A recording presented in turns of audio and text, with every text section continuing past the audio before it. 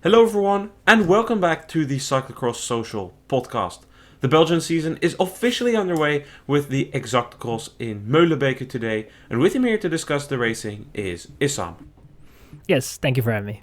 It's fair to say that the weather conditions were already getting a bit cyclocrossy so early on. I mean, after all, there were some remains of a hurricane, Hurricane Humberto, passing by the Netherlands and Belgium. Still, I think they were quite fortunate in Meulebeke because here in the Netherlands it was raining and the wind was a lot stronger. Almost all the events in the Netherlands today were cancelled outdoors except the Dutch National Championships team time trial.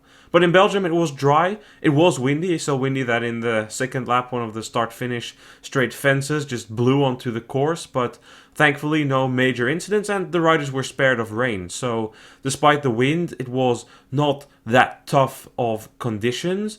And we saw Michael van Torenhout take the fastest start in the men's race, but because of that wind and the Belgian Championships layout of the course here in Meulebeke, the racing was very close early on. You had that technical back section, first around the hill, which is being elevated for the Belgian Championships, and then after that you had the section around the pump track with the features there, the sandpit towards the end. That was kind of where the pack got stretched out. It got stringed out, but then you had that super long grass straight with that far camera angle before you took the bridge towards the athletics track where the start finish was. But even after that you had another long straight, and with the wind nobody was too eager to really persist in their moves. So we saw a number of moves. Crelan Corendon had the numbers up front. They made a few moves, but it didn't really stick. The most serious move after Nieuwenhuis also played in with Van Torenhout a bit came around the halfway point of the race when Felipe Orts took off together with Van Torenhout and Laurens Zweek. These three riders were up front until Orts placed a bigger attack. This was the first real big move which had the indication, maybe this goes to the end. Orts, the Spaniard, he was strong. It helped that Zweek unclipped on the pump track on the washboard, and Van Torenhout, I don't really know what was up with him. He appeared to have a weak moment, maybe something off camera, but something clearly wasn't up with him. So Orts went out, but it couldn't stick. It was just that little bit too early. Going into the penultimate lap, there was an attack by Joran Viseur, hoping to catch the others off guard. It didn't work out because Van Torenhout reacted, but Viseur didn't give up. He did the same thing the next lap, so that was going into the final lap, and this time it worked. I mean, it was quite funny to see it happening because he took off. Van Torenhout was looking around like, anybody gonna help me? And he just looked into the eyes of Zweek, and then Van der Bos came to the front and just gave a massive pat on the shoulder to Zweek, like, hey, that's job done for us. And Zweek probably in himself thinking, shit, there goes my win. Viseur held on through those team tactics, if you will call it that, but more just blocking. Well, not really blocking, just not chasing. Viseur with the win, similar style to Rutherford last year. Zweek came home for second with Van Torenhout third. My take today is I think Zweek was the strongest rider on the day. He certainly appeared so. This is kind of the type of the season we know him from, right? Like you have February and you have October. Those are the best months for Zweek. The course suited him well, but in the end, you could see that there was a lot of team tactics going on, large leading group, peloton of 10-8 riders at the front, and as a result, well, sometimes you're on the receiving end and sometimes you're on the being dealt end, and today for Zweek he was certainly being dealt in the tactics of his own team, but I don't think he will care that much as it's just the Exactcross in Meulebeke. No, I think he will overcome this and move on to the next race. But yeah, I think Zweek looked very strong. Van Torenhout was also very strong, especially the way he was somewhat controlling the race. The first two laps, how he was leading, and I think he was also the one that was able to hurt the riders the most. Although that attack from Orts was also, that was maybe an attack that you should be placing on the last lap, but I can understand that he wanted to try to use that element of surprise. It was a very, very good attack, and the way he was attacking those corners as well, almost MotoGP style, the way he was going through the corners. It was impressive to see, impressive from Felipe Orts. And, Viseur just got the moment. Sometimes I don't even think he was really looking for such a moment, but he was there and he had the legs to do it. And yeah, at that point, Van Torenhout was just in a very difficult situation, and Zweek played the ideal teammate. And I don't think it's just time yet to, have spicy teammate relations and chase Viseur or whatever. I think this was by far the best decision, and he played it perfectly, and also brings home second place. Shows that he's also in very good shape and arguably the strongest. And potentially, if it came down to the group with Zweek would have won it. So I think Crelan Corendon overall, if you look at how they were racing, they looked very strong and they had the numbers on everyone.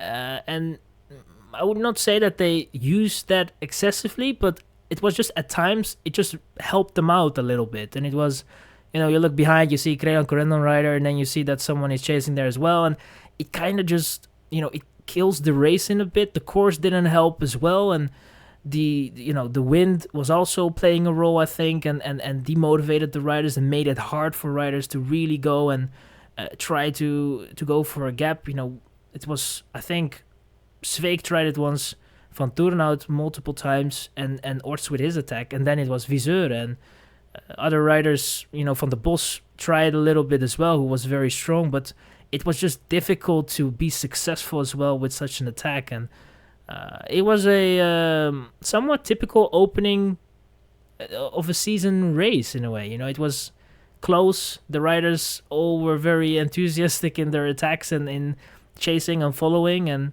at the end of it, there is a winner, but we cannot really draw very hard conclusions for what is going to happen in the remainder of the season. You say you look behind you and then you see a Crelan Corendon rider, but today, if you look behind you, all you saw was Crelan Corendon riders. I think at some point they had 4 riders in a group of 8.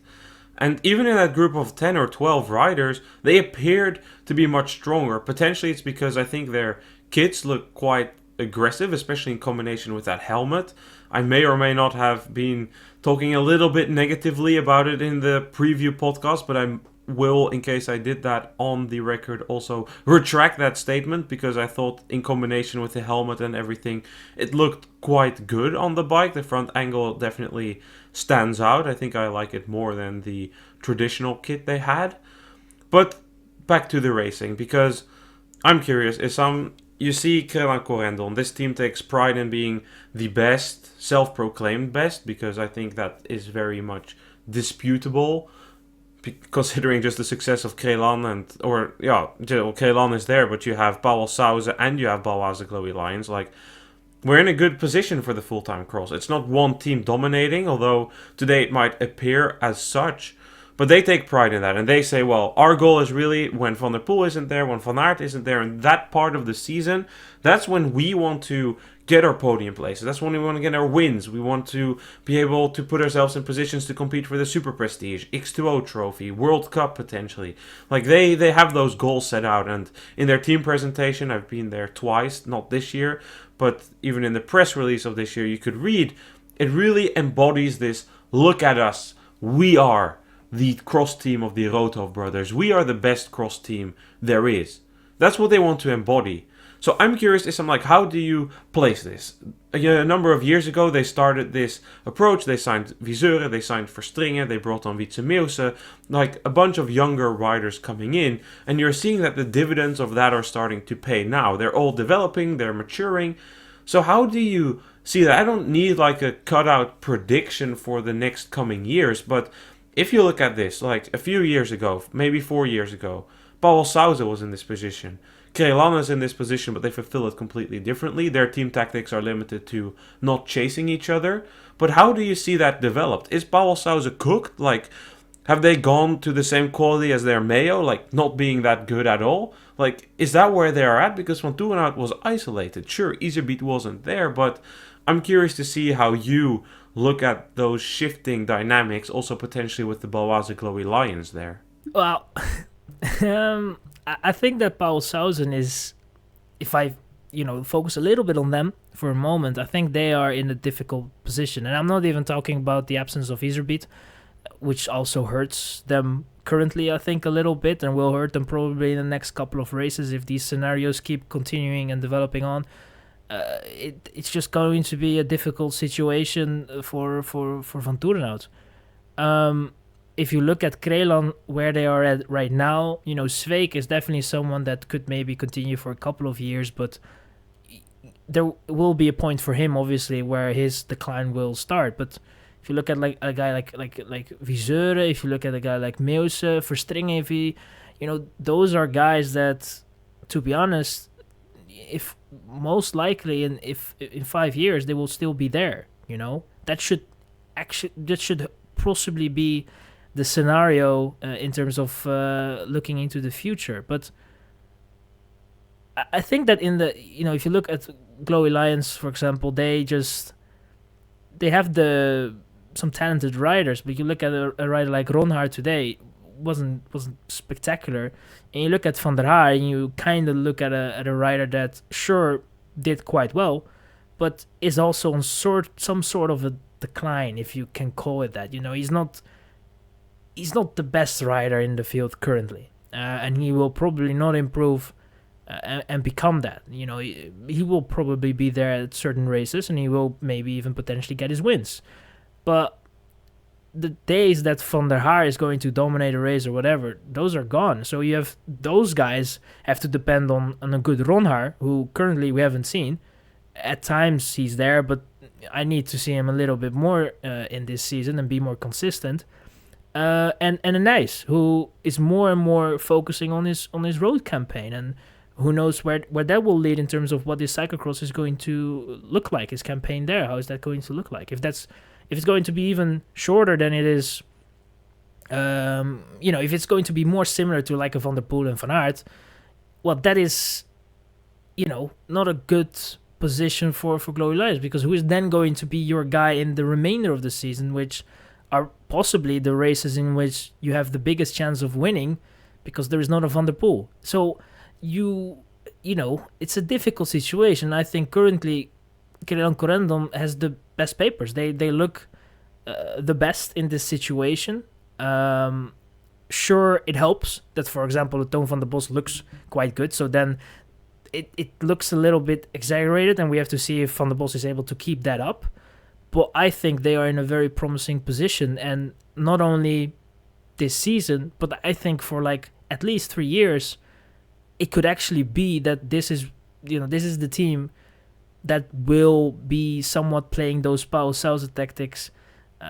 Not to that extent, because they are not that aggressive in that regard. They actually played a little bit easier or simpler. They just use the numbers in a way, but they will definitely be able to bring home some victories in that way because of the number of riders that they have that can race at the front. I can see where you're coming from, Issam, but I will just say that these things are like fluid as well, because Viseur, his contract is up at the end of the year, I think, or maybe he was he was the rider that extended for 3 years, so he's still there for 1 more year. But then, like, what happens? Like, Toon van der Bos will enter the rider market, Sveek will enter the rider market. Like, these are targets for other teams as well. So the transfer circuit is still a thing, and of course, Crelan looks to be in a promising position, but the reason for Verstringen wasn't here is because he's also been expanding his ambitions on the road. This is a guy who raced the Tour de France this year. He finished 14th in Liège-Bastogne-Liège. Like, he too has that pull factor of the road. So things can shift, and I will say Pauwels Sauzen has some talent coming up. I'm quite high on Jordi Corses. I don't believe he raced today. They have, of course, also Kenai de Mooijer. De Mooijer is the silver medalist at last year's U23 World Championships. I think today he was actually fairly disappointing for that standard. He finished 20th today, 1:47 down. He came in just ahead of a sprint between Arthur van der Boer and Kai de Bruikere.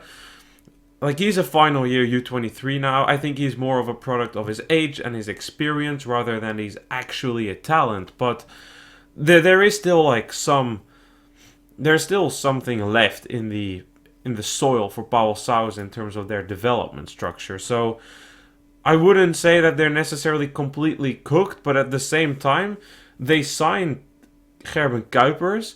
And if I call de Bruikere a disappointment, I should also call Kuiper's a disappointment here in this opening weekend. He's leaving the Charles de Gaulle cross project. That project, I think, is going to fall apart. I would be surprised, honestly, if it still exists once that Lotto Wanty merger goes through. I would have expected it to continue, mainly because it will be easier because it's like attached to the sponsors of the project of Wanty. But more and more I'm thinking about it, the more I think it's going to head towards Deeschacht Hens being the cross team of Lotto and Wanty. Kuiper's still there until January 1st. He will be maybe turning off the lights at the end, moving all the people out of their offices, but today wasn't good at all for him, and I thought he would do for sure better. I mean, we know he needs different types of conditions, but 18th, I mean, I would have thought a top 10 would be possible for sure. I got a little nervous because I did not mention him at all in our sort of Belgium season preview, how you want to call it. I did not put him on my mud mountain. So I have to say that when I saw him, it at some point in the race, it looked somewhat promising for Kuiper. I thought, he's probably going to do it and get in the top 10, and then I have to mention him and say, but he, I should have had more faith in myself because I expected it. That's not true, but but it's for Kuipers, I think the move to going for Pauwels Sauzen from 26, I think it's a solid move. I think it's definitely he's going to be in a team in which he can maybe develop a little bit more in terms of cyclocross and that regard. They're not going to give him that road support, I guess, that he could be getting with a bigger road team. But I think that, he can also focus a little bit on his cyclocross skills and campaign, because I think that there is a lot of there's a lot of potential, and he can maybe unlock that with a team like Pauwels Sauzen. But he has these performances like today, and it's just not good, It's and he will be coming from far away at this point. He's just in these type of courses, he doesn't really find his ground, and you also have to put a limit on what you still are able to learn, what you still can improve on. And maybe a year ago I would be a lot more promising about what Kuipers can achieve and where he can be in a year time. But right now, if I have to do that same talk, I cannot. I can't say that he is still a promising rider to an extent that there is potential, but I don't know if he will ever be able to achieve that. So we have to wait and see how that will play out. He will have to, as you say, turn off the lights for that Liégeois project that seems to be coming to an end, and we will see what that new environment of Pauwels Sauzen will bring for him, and if that will improve, his skill set and overall how he will be able to perform during the cyclocross season. Because I think currently, at least, we go from one race, but it was not promising. I think what you're meaning is that the time is ticking for him, right? I mean, this year we are going to be having our third World Championship since his great performance there in Hogerheide. That was a great season, but the adversity is stacking up. He had that illness season, then last year he also had some setbacks, including a nasty crash with broken collarbone in Namur just as things started to going well. So I get where you're coming from. I still think that you're right about like Pauwels Sauzen being a good environment for him, and hopefully there's some experienced riders that can guide him there. Not that I think that Geert Wellens is a bad coach, or Bart Wellens. Those were the people around him. Last year it was just Bart Wellens, but I don't think those are bad people. But having like a rider like Van Toerenhout around you can just make that little bit of difference. And for what it's worth, I think Van Toerenhout was quite strong today. He was caught in the reverse team game. The cards were turned against him. Do no reverse card from a few seasons around, and like it kind of feels it's the same as last year. It's a continuation of what we've seen. But again, this time without Iserbyt, he was completely alone. He needed to do it by himself. He did it quite well. He was very, very alert, always in the front three positions, breaking up the Crelan riders. He didn't want to take any chances. It's not a great course for him. Van Toerenhout is not a rider that starts his season super, super fiery. His best period of the year is normally November, December. Even in January, he's developed to be a really good rider. So I was quite charmed by what I saw from Van Torenhout. I wouldn't say super impressed. It's hard to be impressed by a rider who's 32 years old, but still, he did good and he did solid. So, third place probably would have deserved a little bit more for the race he rode, but it is what it is. And I will say also that Pauwels Sauzen jersey doesn't look as bad on the bike, but it does really, really look like the World Cup leaders jersey. I do think that's a problem come later this season. Let's look at the entire top 10 then, because behind Viseuren, Sweeck and Van der Putten, we find... No. Let's look at the entire top 10 then, because behind Viseuren, Sweeck and Van Torenhout, we find Joris Nieuwhuis from the Ridley Racing Team ahead of Toon van der Borst, Lars van der Haar, Ryan Kamp, Felipe Orts, Victor van der Putten, with 10th place going to Wietse Meuse. Nieuwhuis, your number one on the Mud Mountain, Issam. Did he disappoint you today? Disappointment is a big word. I think I might have expected him to be a little bit closer to Van Torenhout and Sweeck. It seems like he had a bad moment somewhere, I think, lap 4, 5, 6. You know, especially when that attack was from Orts. Nieuwhuis was a bit too far back. He kind of recovered, and I think that I saw flashes of a Nieuwhuis in which I can have faith in that he will definitely be up there fighting for victories soon.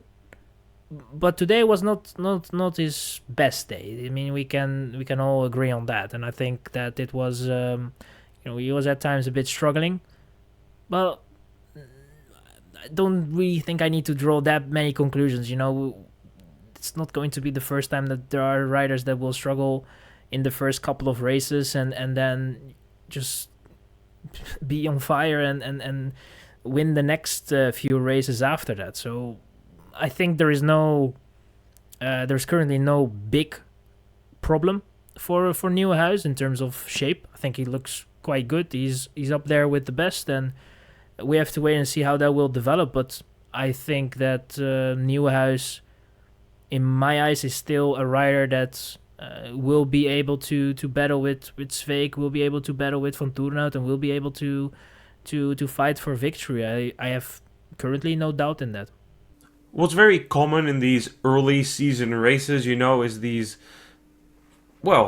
inconsistencies, not just between races, like you need to settle into a rhythm, but also within races. And I think Nieuwenhuis was prone to that because he had a good first part. He was up there driving the pace, making some moves. Then in the middle part, he kind of set back a little bit, and I don't think this was really out of luxury. It really looked like he was needing to push through a certain degree of pain and suffering and kind of settle into that race hardness, if you will, that mental fortitude, that mental toughness that comes with racing and you always need to settle back into. I think that's what Nieuwenhuis struggled with perhaps a little bit in the middle part of the race, but then he came forward again at the end, right? So you're right, it's not his type of course, not his type of condition, so indeed, let's not draw too many conclusions on that. And again, like things can and will swing around quickly in the upcoming races.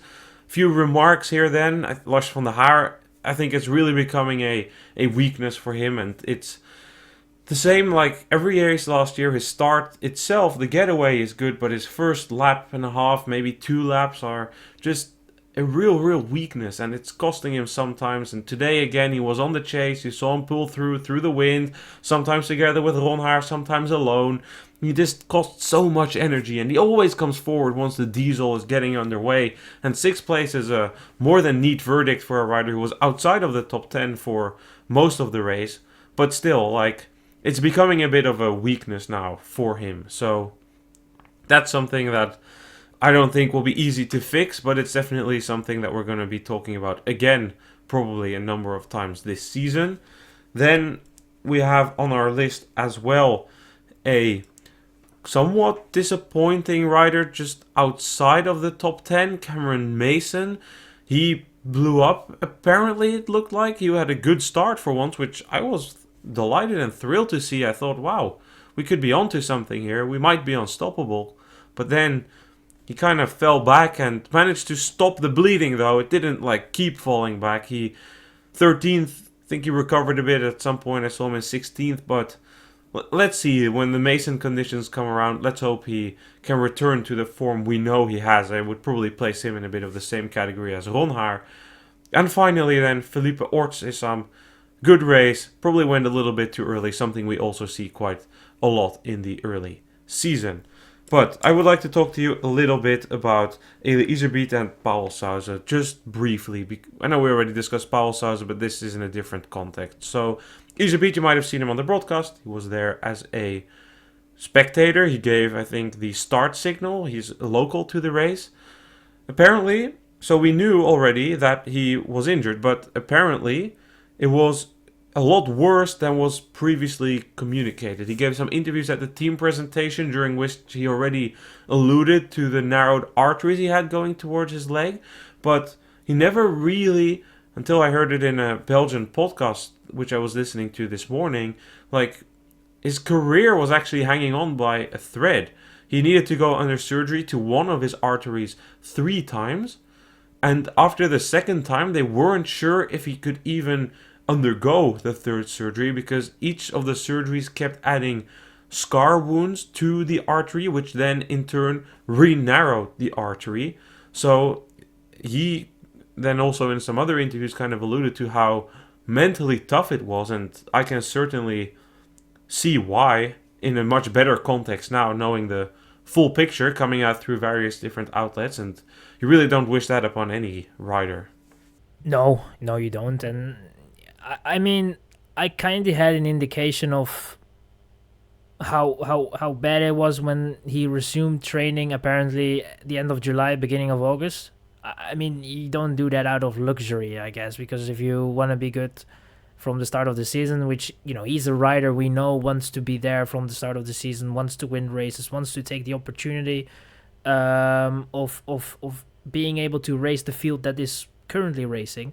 And have already some victories when the month of December comes up, and it's understandable. I mean, it's not a weird thought, but yeah, I think when I saw that, I was like, this is not it's not ideal, and this is definitely not something you do because, as I said, out of luxury. It's not something you choose to do. It's because of the circumstances. And yeah, it could be that it was really that bad. That's the reports that we are getting. That's what has been told, and that obviously puts his season that is coming up in some perspective, I guess. And then obviously you will be looking from race to race and see how he will develop. But you can.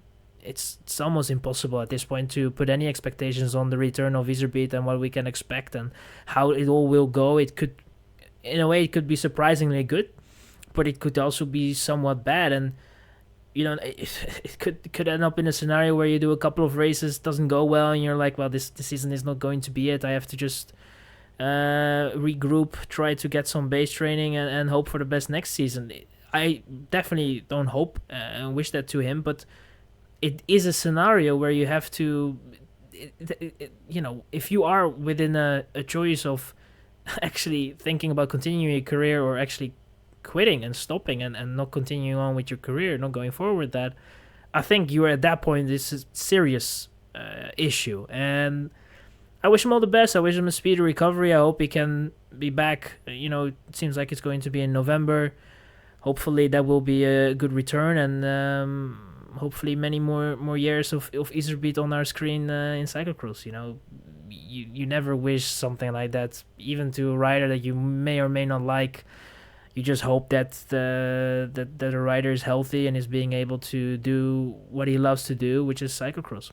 Indeed, it's just very, very nasty, and you don't know how he comes back from this, right? Like, they thought it might be a career-ending injury, and it might still be a career-ending, or at the very least be a career-altering injury. And apparently this was tied into like the nerve disorder he had. So we will need to wait and see. It had a serious effect on him last year, and it might again this year. I mean, it's certainly already impacting his season, so hopefully it all works out. But we're going to stick with Pauwels Sauzen here because I want to read for you like a little bit from their team presentation, We have a publishing partnership this year with Dutch news outlet Wielerverhaal, in which I write a number of pieces for them, and we cross-post a number of their pieces in English.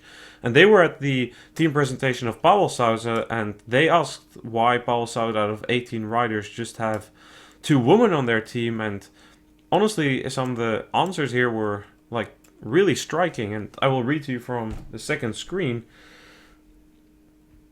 Technical director Mario de Klerk said, "If you have any good female cyclocross riders, bring them to me. The pool is too shallow, especially among Belgian riders in cyclocross. The gap left by Sanne certainly hasn't been filled yet. I don't see any immediate successors lined up. I rate Marion Norbert-Ribeiro as the best Belgian cyclocross rider currently, but she's still a step below the now established riders at the top, the Dutch star quartet Van Empel, Pieterse, Brandt and Alvarado. The rest of the Belgians are still a bit further down the line. Finding a Belgian rider who can ride on screen, and thus in the top 10 of a televised cyclocross race, is practically impossible." General Manager Jurgen Mettepenningen added, If women's cyclocross races were held after the men's, not half of the viewers would stay, and the crowds would head to the beer tents." Clearly, Mettepenningen here is implying he doesn't give a shit about women's cyclocross, saying it's not worth the investment. It's probably for him fun when the funds are low and he can just pick up a rider for cheap, like he did with Betsema. And now that it's actually like becoming a business model, which, I mean, his claim is just outright ludicrous. I mean, in the Netherlands, women's races are watched more than the men's races quite a lot of the time. Also because of the Dutch success, but that doesn't really matter. And there is evidence from other winter sports that, like, if you put the women's race at the primetime slot, so for cyclocross 3 p.m., there's not a significant difference in the number of people that turn on the race. And you see that to a large extent at the Cyclocross World Championships already. De Klerk, I mean, I don't even know where to begin. He asks, like, tell me where to find these riders, and they are there. They just don't, like, care. Some of them are not interested in joining you, and others, you're not interested in signing them. Even from his Belgian perspective, like, Alicia Frank was on the market. She took a podium today. She'll be in the top 10 of a large number of crosses. They didn't make a move for Ribeiro. They didn't make a move for Verdonschot. In fact, Verdonschot left the team because she felt she wasn't being supported well enough. So they are there. Maybe look at the Netherlands. Like, you have Dutch male riders on your team in the past. You could take them now. Crazy thing. But they were there. There's non-Dutch talents that you can pick up because they still give you publicity, but clearly it's just not in their interest, and I think it's quite honestly just, especially that comment by Mettepenningen, just very disgraceful. It kind of shows in the way they are, managing the team, I guess. You can see it in certain choices that they've made over the last couple of years, or not actually have made. There were definitely opportunities left and right, and they were not so keen on taking them, and then the excuse would be, yeah, but I have sponsors and they need to be interesting for the sponsors as well. I need money from the sponsors, and they will, they have no interest in investing in certain riders from certain nationalities and all that. And it's, in Belgium at least, if I compare, and you have been to way more races than I have done, but at certain races in Belgium at least, you can sometimes see the difference in spectators between the women's races and the men's races attending, and sometimes they're already there and they don't really bother to watch. I mean, you saw it today. It's something that is there in Belgium, but when you go to the Dutch races, or you go to Benidorm in Spain or France, there is a tendency to be up there from kind of the start of the event, or at least when the women's race is arriving. Most of the spectators are there. There always will be people that will arrive a little bit later. You have the same thing with festivals and all that. It's just a kind of a natural thing, But in Belgium, the mentality is, because there is not really a rider they can be behind, I guess, winning races, they just don't really have an interest, and it shows with Pauwels Sauzen in their management. At times it shows in the media. At times it shows in the Belgian Federation, and the way they don't really had a junior. They didn't really support junior races. It's just something that is, they didn't really have an interest in, and now the stock of women's cyclocross is gaining ground, is rising, it's getting more and more popular and more towards that level of the men's side.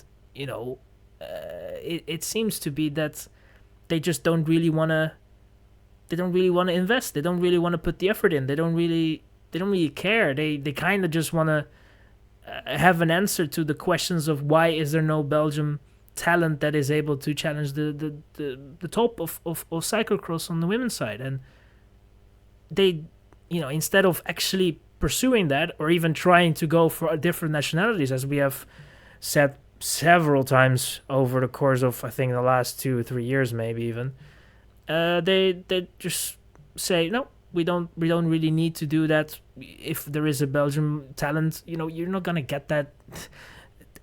That is just a delusional way of looking at trying to find talent and trying to have a rider that could work for you. You have to invest, you have to take risks, and it seems that on the men's side they are willing to take that risk. They're willing to invest. They're willing to put in the effort. On the women's side, it just seems to be less the case, and it's I had to laugh all the way through your citing the quotes, and I have to say I didn't laugh because I found it funny in a way, but it was more also a laugh out of sadness.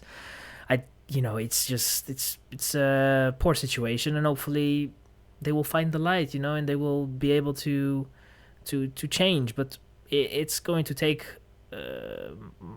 You have to hope, I guess, for Belgian talent that is actually going to be able to be more up the front for that push to come.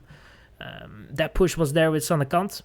Hopefully, we'll find that with someone else, and if that happens, I think that Belgium will be in a better position in that regard, and the mentality will change a little bit. But now, in the times that it really need to change already, and the hard times, I guess, if you want to even call it that, it seems to be the case that the mentality is not ready yet for that next step. I just don't understand it, Issam, because you're right about like there being a bit of a cultural difference, but at the same time, we're also in the Big 25, like.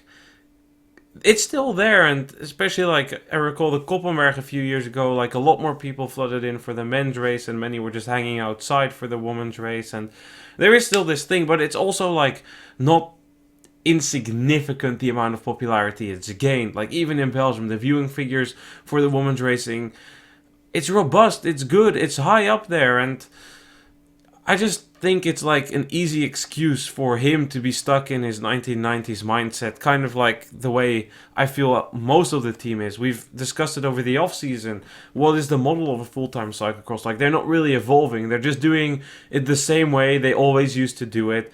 It's a very traditional team. It feels like traditional in the way that they provide mental support to Laura Verdonschot when she's going through a tough time. Traditional in what races to target, in their seasonal approach, in the sponsors, the way they present the sponsors, the way they do a team presentation. Everything just screams tradition, and this just fits right in with that. Because, hey, Jurgen, here's a crazy thought. Maybe instead of complaining that women don't want to join your team because you don't have a road program, maybe start a road program like you've done for your men. Here's a crazy thing. Maybe instead of complaining that like there's no talent developing, maybe sign these riders to develop. Like, you weren't first in line to sign Julie Brouwers. I mean, look at the work that's gone into at Charles Ligois. Tremendous amount of work. And now she's a rider that can fulfill what de Klerk says in the top 10 of the races. Hey, maybe when Xaide van Sinai comes on the market, maybe make an attempt to sign her. Maybe when Sanne Laurijsen comes on the market, make an attempt to sign her. Or here, you have Fleur Morse, a junior woman who's fairly talented. Maybe instead of just shipping her off before she even starts taking road serious, maybe try and like do something for her. But no, like they go off and you're here.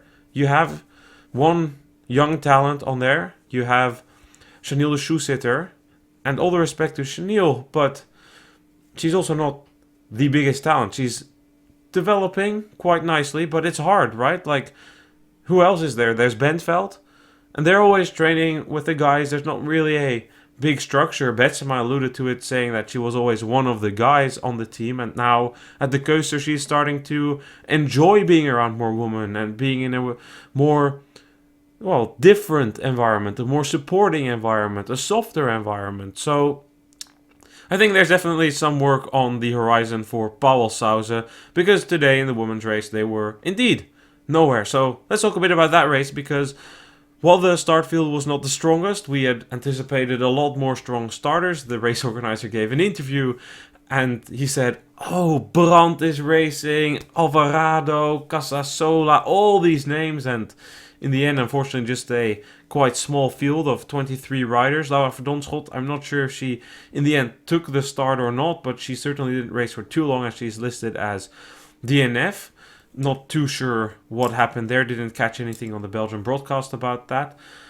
But we saw at the front of the race an intriguing battle unfold. Van der Heijden took off early in the race, but decided it was too long to continue on this course, because behind was a group of chasers. There was Belgian duo Ribeiro and Frank, and then 7 racing rider Aniek van Alphen. These 4 were kind of together, taking it easy, a bit cautiously. Frank made a small move with 3 to go, but then in the lap 6 out of 7, we saw that Van der Heijden distanced herself from the rest with Van Alphen in the wheel. Van der Heijden set the pace, seemed to be leaving something in the tank for the final lap. She set the pace high, but then, quite surprisingly honestly, Van Alphen, she managed to come down the inside just before the athletics track, and this is not a place where you normally see an overtake. Van der Heijden didn't defend, she didn't sprint towards the corner, but Van Alphen turned first, and normally in Meulebeke that's a very high chance of success, but not against Inge van der Heijden. We know she's a very strong sprinter. She came around, took the win ahead of Van Alphen and Frank. A nice little battle there. Issam, honestly, perhaps somewhat reminded me of the battle we've seen in this race between Brandt and Van Empel a number of years ago, but Van der Heijden wins, but she did all the best to try and not win that race. Well, yeah, I think that she definitely was. You know, when you go on that long straight, you kind of have to make sure that when you arrive to the corner, you still have something left, that you're not, you're not being overtaken just before the corner, because as you said, from there on it's quite difficult to dive bomb, make a move or anything. But Van der Heijden stayed calm and had enough to get over Van Alphen, who, if Van Alphen was not that cooked before the overtake, I think she was actually able to pull it off. But I think just because she was actually, the facial expression and the way she was sitting on the bike, she was suffering, but she still had just that little bit extra to make that move. But I think it was, Van der Heijden was still the better woman, was still a bit stronger, and Van Alphen just didn't have an answer on Van der Heijden in that sprint, and then it's just then you can kind of make up for the mistake, I guess, because in my eyes it was somewhat of a mistake. You alluded to as well. It's not the smartest thing to do. You have to be there leading out, because it's just such a tricky finish with that corner. It's hard to overtake there, and then you have a very short straight before the finish. You better be in first when you're trying to sprint there, but not for Van der Heijden, I guess, and not in this scenario. I wouldn't try it in a different, another time. I think it went well this time, but it's not going to be ending well next year. So, yeah, I think Van der Heijden was strong. The circumstances didn't maybe give her that opportunity to break away, but I think that Van Alphen was also able to have a response, almost bridge that gap, and then force Frank to close on Van der Heijden. I think that all 3, to be honest, rode a strong race. All 3 made somewhat tactical mistakes left and right, but that's how the racing here kind of is. You have to shoot your shot, and at times you feel that is the right moment, and only afterwards you can really call what was the right moment and what wasn't. And I think Frank maybe spent a little bit too much energy. Van Alphen was at times a bit eager. Van der Heijden somewhat made the right move, but then Van Alphen kind of fended that off. It was good racing, despite the fact that we didn't really have the strongest field out here. And, it is what we had to do. We had to do it with this field, and I guess we got some racing till the end.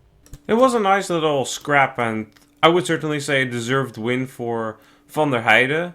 She appeared to me to be the strongest rider throughout the race, so I think it makes sense that she comes out on top in the end. And if you can come around on the outside of this course here with that sprint finish, then you're certainly deserved of the win, because it takes quite a powerful effort to make those extra meters. So it was interesting battle, and often I feel when cyclocross riders don't take enough defensive lines, they're not really eager to defend their position. So I think that's something that riders could do a bit more in the final lap. Take like the defensive lines, try and like clog it up a little bit, slow it down, and sure, it's not the fastest line, but if you defend the inside, then they'll automatically need to go on the racing line. But if you have the inside line into the corner, you can also push them towards the exit. So I, especially in that corner, would have liked to see Van der Heijden take the line, because the reason we normally don't see that many overtakes there is because we've seen for so many times that riders don't make the move at that point anymore. But Van der Heijden's pace just wasn't high enough with that wind. She probably felt the fatigue kicking in, and turning onto that finish straight, I was also wondering if she could still like come around the outside, because it looked like that wind, that sprint through the wind, really hurt her quite hard. But she had something left. I thought hard about what to make of this season start. I'm like, is it actually better than it was last year? Like, is Van Alphen better now? What about Van der Heijden? Frank is up there. And then I took a look at the results of the first Belgian race last year. That was in Beringen, different course. But scrap away the top 3 of Van Empel, Brandt and Alvarado, and the new top 4 becomes Van Alphen, Frank, Van der Heijden and Ribeirol. The exact same 4 riders as today, just in a different order. If you look at the other early season races of last year, for instance Esse, 4th place for Frank, 5th place for Van Alphen. So they were all up there in the higher positions last year. But if you take away the riders who aren't here now, so that's the 3 I just mentioned, you can add Casasola, you can add Manon Bakker to that, then these were last year also the riders that were up there. So in a way, I would say, as much as I would like to draw a conclusion and applaud Alicia Frank for what is a good season start, I also feel the need to add context to that and say, well, it's good, but a whole array of riders are going to be joining this fight in a few weeks. Yeah, I agree with that. I think that you should not really draw any conclusions to the extent of saying, okay, these women will now battle with a 100% Alvarado, Brandt, Van Empel. I don't think you can really say that. I think that what you can say is it's a good start of the season. And let's see if they are able to keep it going. I mean, for Van Alphen, for example, that was somewhat the issue a little bit. I think that Ribeirol looked quite good on a course that doesn't really suit her at best. Frank has been also going quite good, and she made that change going to the Lotto X Oats at least for Hope team, and it seems to be that her boyfriend was also giving an interview during the broadcast and said that it was her best summer ever. So let's see what that will bring. I think it's there will be opportunities, I have a feeling, during this season where we could see a similar field. That is a chance at that point, especially for these women to maybe go for victory again. And I think that maybe in that light you should be looking at it, but you should not be looking at it as, oh, we have here the contenders for the overall of the World Cup or something. That would be a bit too far-fetched, maybe a little bit delusional even at some point, and we have to be realistic and not go too crazy on the assumptions at this point of the season, because boy, I've seen many riders have amazing first 3 races of the season, and then the more we go into the season, the worse they get. So we shouldn't really go. We should not draw a conclusion that fast. We should enjoy the racing, applaud them for the performances. The form is good, and it's the same on the men's side. I mean, we are seeing now that a couple of those riders are very good, but same there. You don't know what's going to happen in 4, 5, 6 weeks time. It could change a little bit. Maybe some were already in a good form. Others were trying to prepare for, and have their best form going into the European Championships or even at the first round of the World Cup. And that is how the season goes. And at the end of the season, then you can draw your conclusions full-heartedly and in a complete sense. But at this point, it's way too early to do anything, to be honest. We always come back to the points here. Early season, it's the course, the conditions, a lot will change in the upcoming weeks, and there's a number of riders missing. Brandt still waiting, staying a bit fresher. Alvarado is out for now with a knee injury. Van Empel is starting in Ruddervoorde. So there's a lot of factors here that will still change. A lot of extra tiles that will get out there, that will get turned. So we just need to sit this one out, hang on tight, and then we'll eventually see what comes of it come the European Championships. That's really the first indicator, like Koppenberg weekend, European Championships. That's when we'll have a real sense of how the cards are decked out for this season. And I will say this year, it's because of that extra empty week next weekend, it's even harder to really get a gauge of it compared to other years. So let's look at the entire top 10 then. Van der Heijden with the win ahead of Van Alphen and Frank. Not much to add there. Norbert Ribeiro in 4th ahead of Denise Betsema in 5th. 6th place went to Julie Brouwers ahead of Larissa Hartog. Jinse Peters, Sterre Vervloed and Puk Langenbarg completed the top 10. Ribeiro, not really a course for her. Here I am again. Cliche, maybe make a bingo card. Put it on there, but I would like your opinion a bit on Denise Betsema, Issam. Her teammate from the Kloosterbouwpunt, she made that move. I'm interested in your thoughts on that move, but first on Lara Verdonschot. Earlier I said I didn't really know what happened because there was not really something mentioned on the Belgian broadcast. Can maybe give a little bit more context. The director of the team, Tom de Kort, said that he didn't know either, so that's where my I don't really know what's up came from. He speculated a bit that Verdonschot was very nervous before the race, also underwent some sort of stomach surgery to some muscles there, that could potentially still be affecting her. So Verdonschot unknown. We'll hear more probably this week if it's something serious, and else we'll see her again in 2 weeks' time. But what do you think about that move from Betsema to the Kloosterbouwpunt? Well, if we look at the comments made by Mette Penning and Mario de Klerk, it's maybe good to it's a bit too harsh to say end your career, but you kind of know what I try to say here. I mean, it's better to be in an environment where you're a bit more appreciated, where it's nicer in terms of how you are treated and all that. I think it's going to be a good environment for Betsema. It's also going to be good for her to help talent that is coming through their program. And I think overall it's, the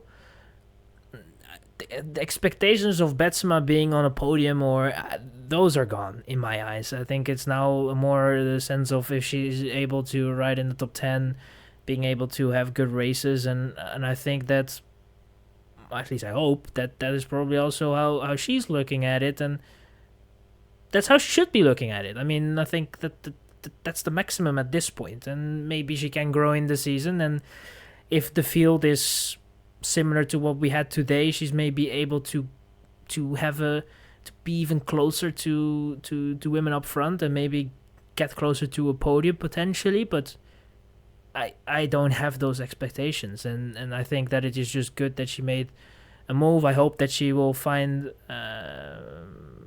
it a great place, and that it is all comfortable, and that is always, you need that environment. You need some pressure, but you also need an environment where you're comfortable to perform at your best, and I hope that will be the case. And we have to wait and see what it will bring for the entirety of the season. But today was I was not surprised by the performance of Betsema. It was right within the expectations that I had somewhat. I think that's it for Meulebeke, but I wouldn't want to leave you without giving you the results of the first round of the HSF System Cup taking place in Unisoft, Czech Republic. Good old Michal Boros taking the win, but Václav Jezek is coming closer and closer. He finished second, just 8 seconds down. Third place went to German Hannes Degenkolb, who races for Heizomat Cube. I think for the rest it was interesting. Christophe Bazant, the rider we've talked about a number of times on the podcast. Fourth place today for the first year U23. That was a somewhat encouraging result for him, I would say. On the women's side, we saw a Czech podium with Kristina Zemanova coming out on top ahead of Katerina Duderova, with Amalie Gotwaldova taking third place. Also here, Barbora Bukowska, the silver medalist at last year's Junior Women's World Championships, raced. She finished 6th. It's early in the season, so let's not draw too many conclusions, but last year we saw her beat Semanova a handful of times, so clearly she's not at that level yet, I say very cautiously. That will wrap it up. Issam, thank you so much. Yes, thank you for having me. And we will be back this week.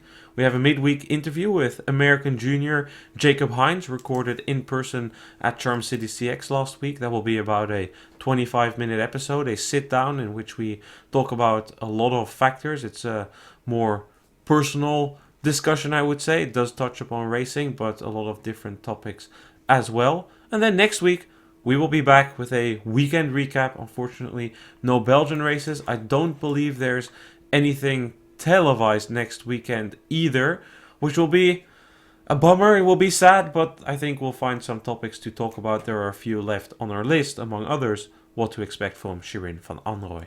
Thanks again so much, Issam, and we will be back. Goodbye.